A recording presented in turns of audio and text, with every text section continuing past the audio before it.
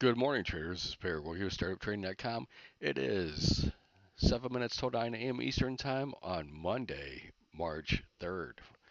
The year is already ticking by quick.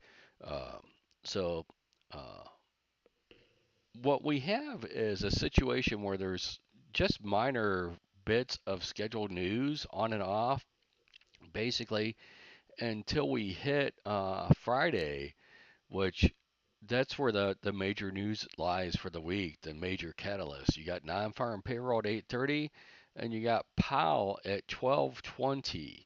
So there is a very high likelihood, especially you can only make the title of these videos so big. But with no news until Friday, it is a new month. You should have, fresh money coming into the market from all those 401k, participants out there. Their deposits are coming in. Uh, so money managers have to put that to work, and they don't normally put that to work short because they're not allowed to, and they can't keep it in cash. They can only keep so much of it in cash. So there will be, underlying bid, I think, in the beginning of this week. And what that means is every time that the VIX spikes with the no major news until Friday, uh, that it's probably going to be sold. So, uh, we'll have to watch, but more than likely, any dips are going to be buyable, going into Friday. Uh, and we'll just have to see, what kind of a cycle there are. So on any of the swings, wait till you see that, structure changing, and then start, looking to, fade that potentially. Uh, and then so for today, we're going to have ISM at 10. That's the biggest news scheduled for today. Uh, we got a Fed head, basically talking at noon, the, U.S. economy and monetary policy, blah, blah, blah. And then, you know, there is really nothing uh, scheduled tomorrow. Williams is going to speak for a little bit, no biggie there. So I think that I beat that up. And then there's really, no major earnings as far as I'm concerned. We can see if any of these, move the tape, but I'm not expecting any of these to move the tape substantially by themselves. So as we look at Friday's action, wipe the cobwebs off from the weekend, um, we can see that basically the Qs traded from 497 almost up to 509. So almost a 12-point Q range on Friday with that spike, uh, late day spike coming into the close for each of the indexes. And you can see that the cash market, the SPX, traded basically between, you know, 58.50 for the most part up to 59.50. So, that 100 points was really, and it had a little bit of a tailing above and below, but that was mainly uh, the gist of it. And if we look at the SPY, it was mainly between this dotted, this dashed pink line here.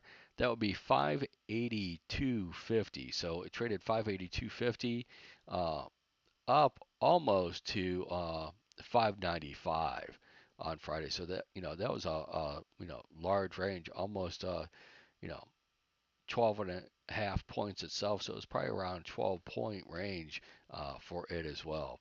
So we did repair a lot of structure. So what this does is I call this a closing. Is this kind of the opposite of the XS and A period, right? This is the closing spike base. So we have that at 20,778. So under this line is where I would be, potentially looking for two-sided trades, if not just trades that are short. Uh, Above this line, I'd be looking for retracements, uh, potentially even shallow retracements to bid on. And you can see for the ES, we'll get the exact levels, but right around that 59.20, and then for the Dow, right up there. So we'll get those levels here in a second when we look. So we have, since we started dropping and ended the one time framing, the previous Thursday, like so 6, 7 sessions ago, right? We made that top and then kind of rolled over.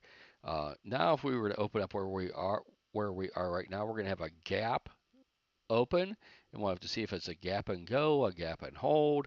But basically, we're at 59.85. This swing high from the 26th, which would have been Wednesday, uh, is sitting here at 60.23.75. So let's just call it 60.24. You got these untested points of control from last week that are right around 60.14 and 60.34. So those are your targets above. And I haven't mentioned this in a while. So the the bell to bell point of control for last Friday was 58.80. Between 4 o'clock and 4:15, it did move up to 59.61.75. So, you know, it's technician's choice, right? I mainly track the bell to bell only POX, but when I see a move, I'll mark it up on the charts that's substantial enough to keep track of.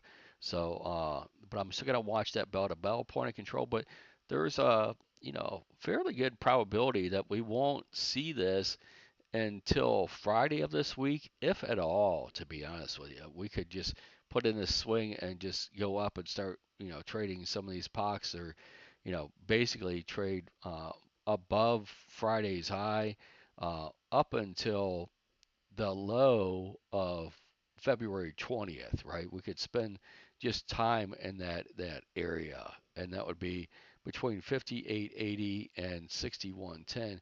But obviously, first we got to see if we can get over 6,100 in the cash market, or 6,000 in the cash market. I'm sorry. So again, we would end one time framing down if we were to open right here for both of these indexes. And then, that should be that tradable bottom. And you remember how that tradable bottom worked out last week? It was a one and done.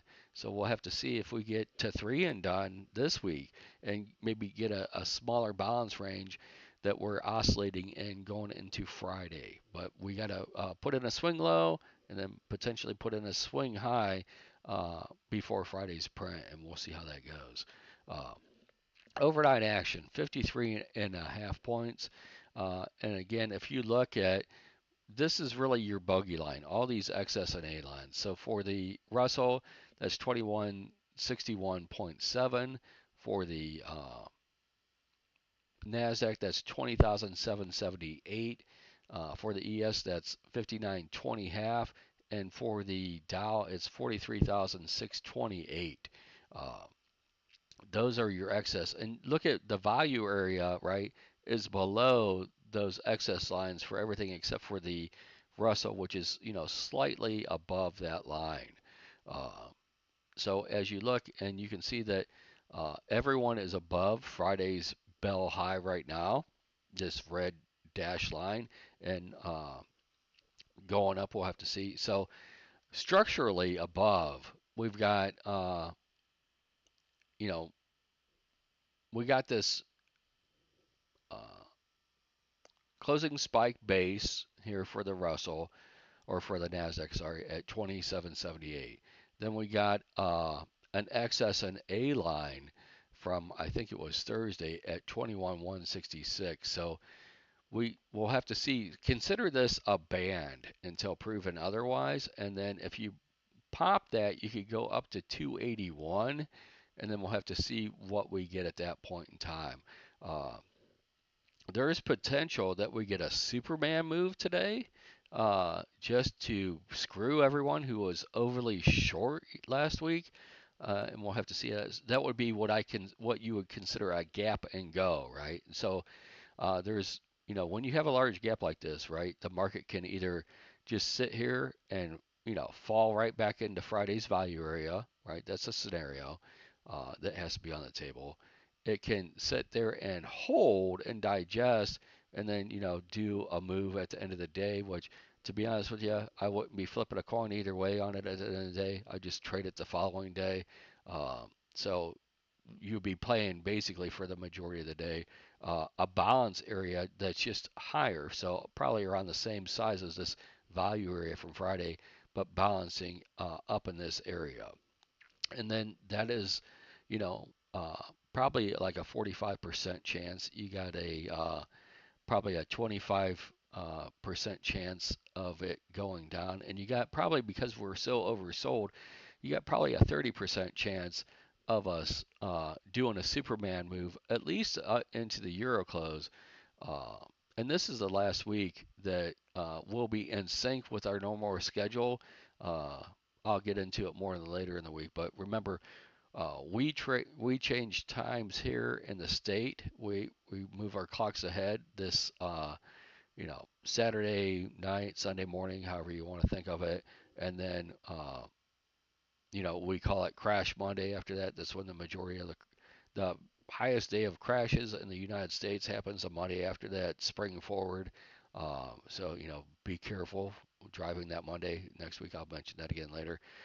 But the Eurozone won't change times for 3 weeks. So we're going to have a 3 week offset where the euro close will move to 12:30 from 11 instead of 11:30. We'll talk about that more later. I'll remind you.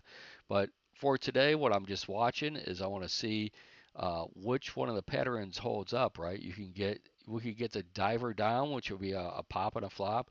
We can get just the balance here and hold, or we can get which is what is at least on the table, I think, up into these checkpoints at 166 and 281, you could get a Superman up move after the bell. So I'm going to be a little bit, wait a little bit. Remember, there is news at 10 o'clock, so we could get a pullback or retracement starting pretty heavily at 10 o'clock when that ISM comes out.